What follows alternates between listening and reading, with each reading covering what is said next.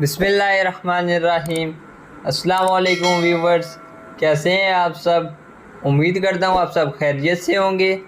आज की इस वीडियो में हम आप लोगों के लिए लेकर आए हैं पिज़्ज़ा की रेसिपी। आप आसानी से इसको घर में बना सकते हैं। चंद घर की चीज़ें इसमें जाएंगी और उनसे ये तैयार हो जाएगा और आप अपने पैसे भी बचा लेंगे बाहर से पिज़्ज़ा ख़रीदने के।